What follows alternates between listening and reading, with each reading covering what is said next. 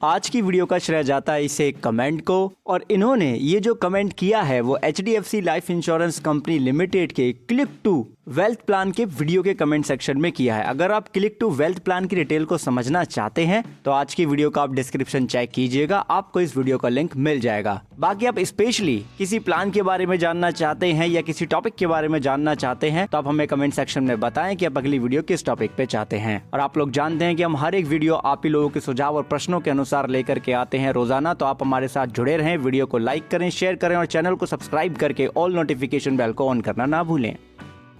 Hello everyone, बहुत बहुत स्वागत है आप सभी का। आप देख रहे हैं यू द रियल। मैं हूं आपका अपना निजी सलाहकार अमितराज Sharma.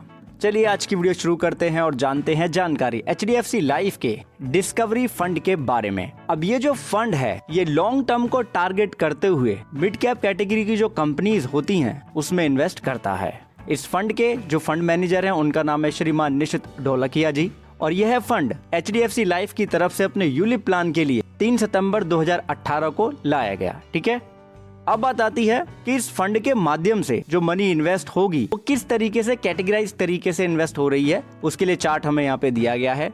Money market instrument and public deposit में जो लिमिट रखी गई है वो मैक्सिमम 10% की रखी गई है, लेकिन एक्चुअल में जो कंपनी ने इन्वेस्टमेंट किया हुआ इस कैटेगरी के अंदर वो 6% से ज्यादा किया हुआ है, जो कि 6.89% एक्चुअल जो असेट्स अंडर द मैनेजमेंट है उसका इस फंड के अंदर। गवर्नमेंट सिक्योरिटी और कॉर्पोरेट बॉन्ड में भी जो लिमिट रखी गई है वो 10% की रखी गई है मैक्सिमम, लेकिन government securities and corporate bond में इन्वेस्टमेंट नहीं है एक्चुअल में, जैसा कि आप स्क्रीन पे देख रहे हैं। अब आप देखेंगे कि इक्विटी के लिए कम से कम 90% की लिमिट रखी गई है, राइट, जिसमें से 91.04% एक्चुअल में इन्वेस्टेड किए हुए हैं ये।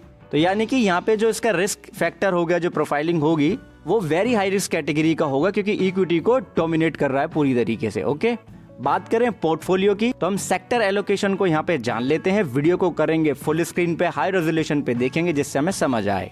फाइनेंशियल सर्विसेज एक्टिविटीज या कहें कि फाइनेंशियल सेक्टर में 21.60% जो फंड है उसका 1% जो यहाँ पे बताया गया, इतना इन्वेस्टमेंट है। कितना? 21.60%।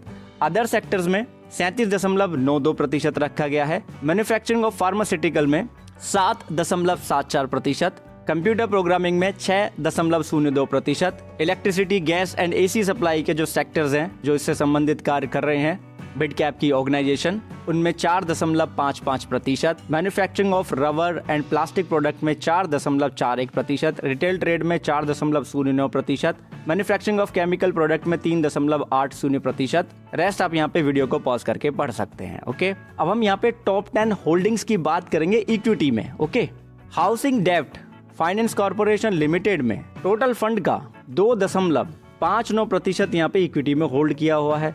AU small finance bank limited में 2.25%। The Indian hotels company limited में 2.13% होल्ड किया हुआ इक्विटी में। अपोलो हॉस्पिटल एंटरप्राइजेज लिमिटेड में 2.12%। ICICI बैंक लिमिटेड में 2.06%। एक्सिस बैंक लिमिटेड में 1.97%। ट्रेंट लिमिटेड में 1.90%। इंद्रप्रस्थ गैस लिमिटेड में 1.78%। फेडरल बैंक लिमिटेड में 1.78%। Shriram transport finance company limited में 1.71%। बालाकृष्ण इंडस्ट्रीज में 1.67% और TVS मोटर कंपनी लिमिटेड में 1.64%।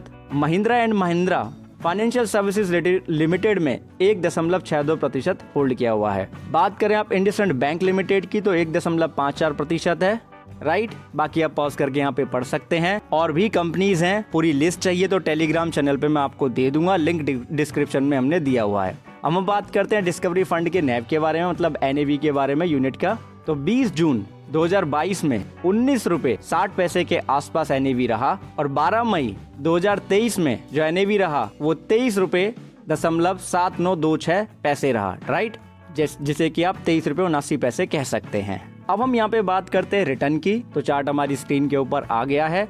पिछले एक महीने में जो रेट ऑफ रिटर्न रहा इसका वो 4.14% का रहा, और पिछले 6 महीने में माइनस में 0.28% रहा, और पिछले 3 सालों में अगर आप देखते हैं तो 34.96% का रिटर्न दिखाया इसने।